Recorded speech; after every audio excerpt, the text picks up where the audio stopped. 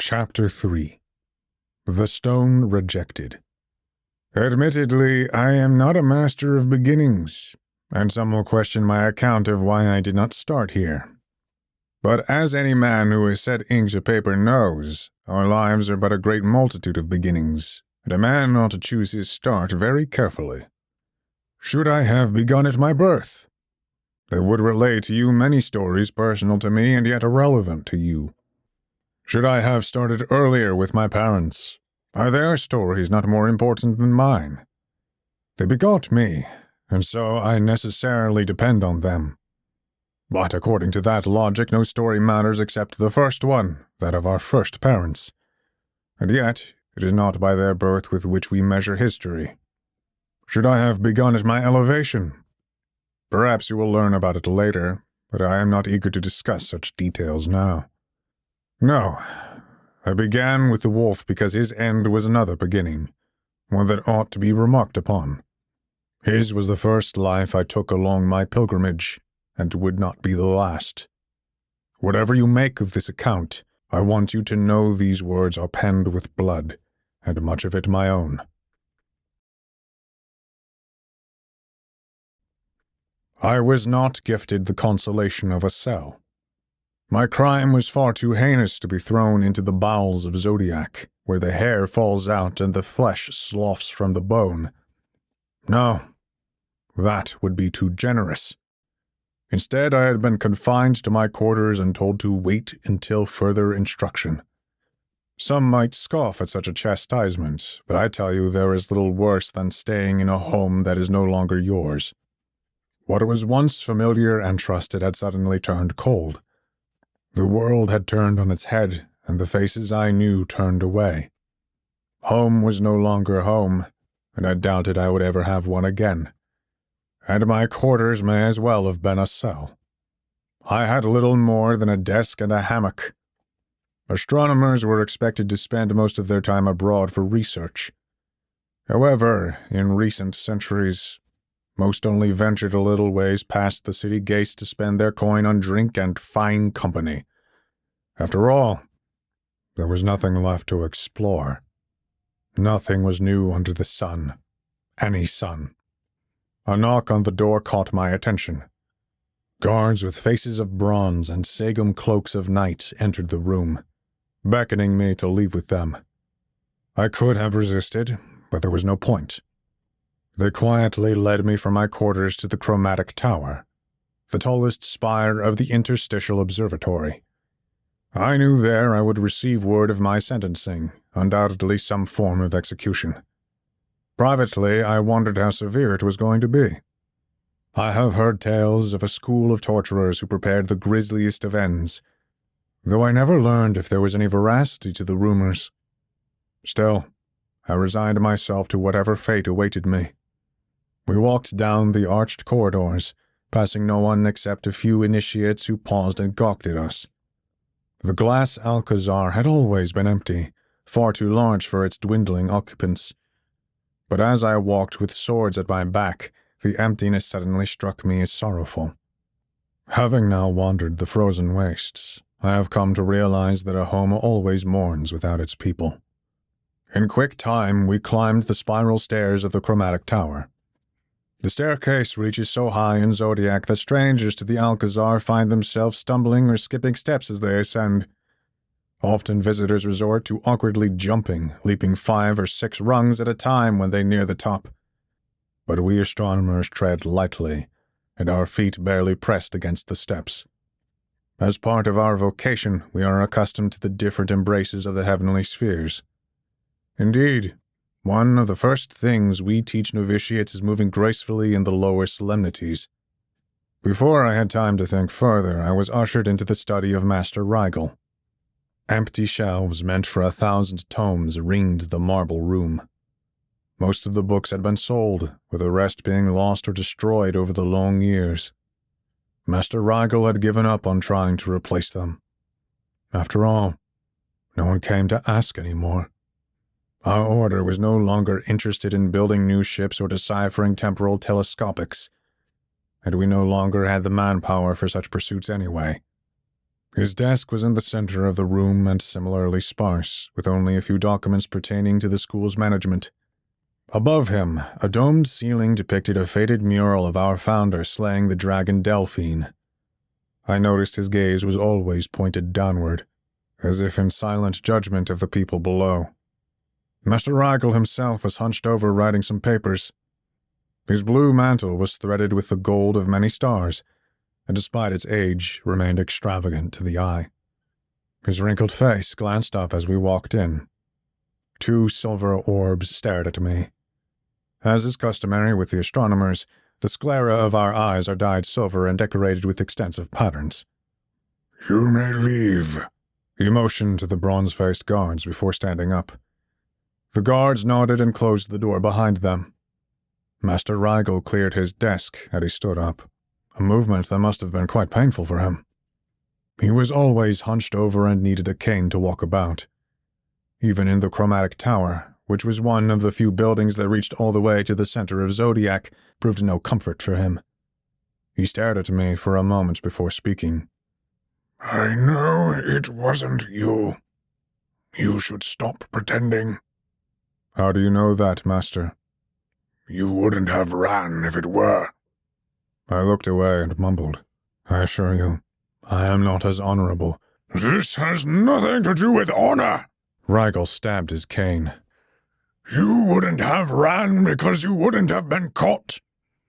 Instead, you plainly announced your guilt and sent half the school searching after you in the skyways. I ask you again, who are you protecting?" "I cannot answer that question, Master." "Under threat of death?" "Under threat of death." "And even if I command you?" I winced at that, but I nodded.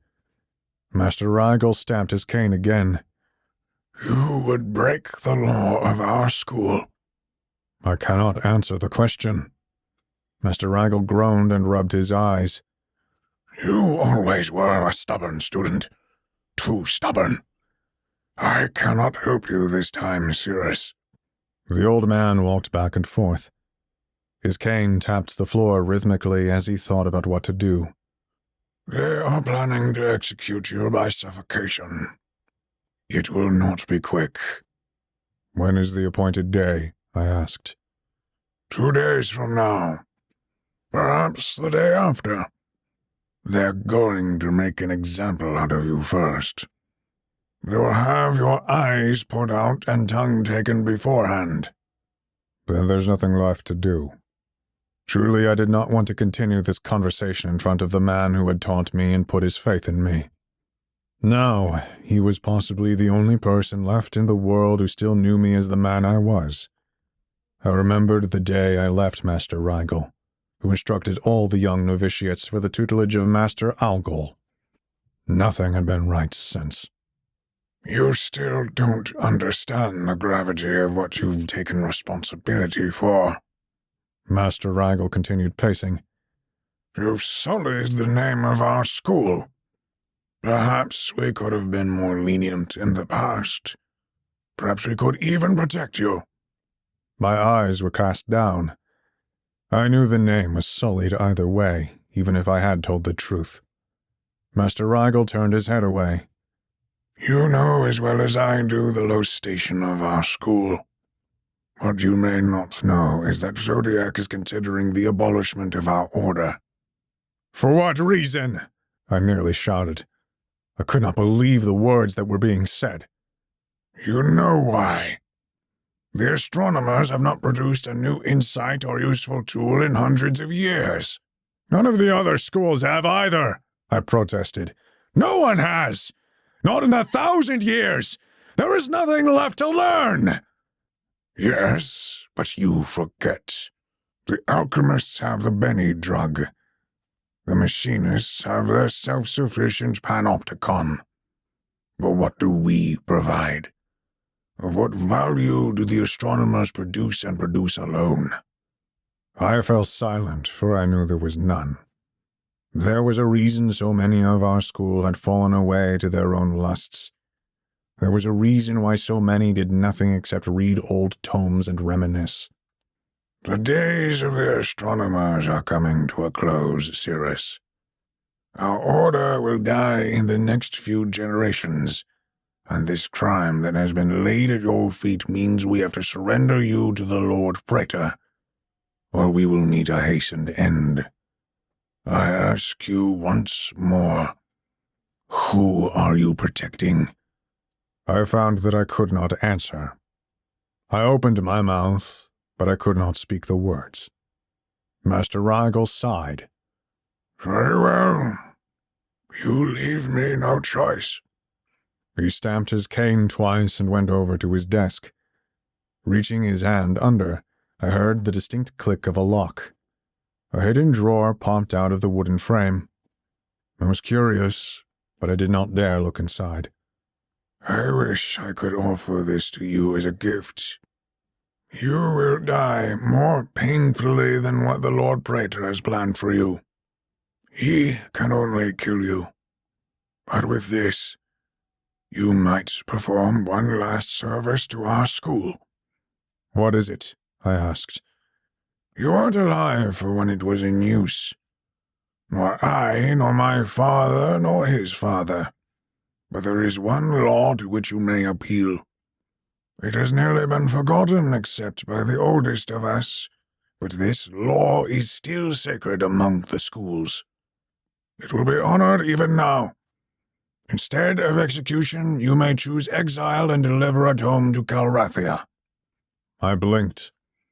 Of course, I knew the stories of the pilgrimage. Millennia ago, it was a great honor to make the journey. The greatest secrets were entrusted only to those worthy of the journey. But as the school's great achievements grew to a still, all that was left to send were missives on who had died and who had taken their place. The task was then given over to adventure-seeking novitiates who had more air in their heads than sense. Then came the day when the great ships finally failed, and no one could be bothered to repair them. I know the road is dangerous, but why would I not choose this? I asked. Master Rigel drew a deep breath. The Lord Praetor will execute you, but if you choose exile, you will be stripped of your mantle. Once you have arrived at the ruined shrine, the Anemoi will be made to hate you. You will be struck from every record. You will never have existed. Is this all that's left? Death or shame? Name the one you are protecting. I beg you. I cannot. Master Rigel lifted the book out of the drawer. It was beautiful. The illuminated manuscript must have taken years to craft. Constellations appeared to whirl in little orbits on the trim. The golden text was set on the deepest of sapphire blue. The very title of the book leapt from the cover like the wildest of the Anemoi. Master Rigel stepped forward, holding it out. I was afraid to even touch it, worried my fingers would taint this treasure. If you accept this, you will take an oath to deliver it to Calrathia. I suppose you can sell it and run away. There will be no one accompanying you. If you find the right buyer, it would provide you with a wealth to last the rest of your days. I wouldn't, I said. I know. If you were any of my other students, I would have left you to the Lord Praetor. I shook my head. But why send this on the pilgrimage? It's a treasure. This book is the final accounting of the astronomers. It is our last act. It is the last record of all that we have learned and achieved. It belongs in Calrathia, not collecting dust in some magi's library or passed over by a diminutive scholar. I could do nothing else but bow and accept the burden. I broke down and wept, finally realizing what Master Rigel was trying to offer me. Many men balk at their humiliation and execution, but I embraced this book as would a father of a lost child. I had lost my life, but now I might gain a good death. The stripping of the mantle is not a long ceremony. The individual is taken to the courtyard of 1,000 mirrors where it is said all light finds its eventual end. The castigated is made to stand near the great sundial, just below where the shadow strikes. An appointed master takes a knife and cuts the golden string fastening the cloak to the shoulders. He then throws the mantle on the ground where it is to be trampled. From the lowliest novitiate to the highest master, everyone steps on the cloak. From there, the reprobate is grabbed by the arms and made to kiss the dust 3 times. The first is for the breaking of his vows before the potentate. The second is for the betrayal of his brotherhood. The third is for the penance of his soul. It is during this time that the traitor is spat upon and cursed. A measure of blood is taken from the individual. The Anamoi are made to smell it, and then they feel the sting of a hot iron. From this they will forever associate the man with the sin of betrayal. There shall never be a day more pained in my memory as when I lifted my fingers to the Anamoi, and they recoiled and turned to the sky.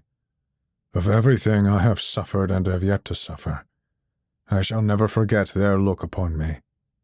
They alone might be called innocent of all the creatures that walk and swim and fly upon humanity's domain. Save for man himself, they are singularly graced by the love of the potentate. I was left alone on that stone pedestal, abandoned by everything and everyone that I loved. All that was left to me was the cold. I wrapped myself tightly with a beggar's cloak, and I took my first steps on a land so old it had died of despair. And as my footprints left faded impressions in the snow, I could not help but remember for whom I had lost so much.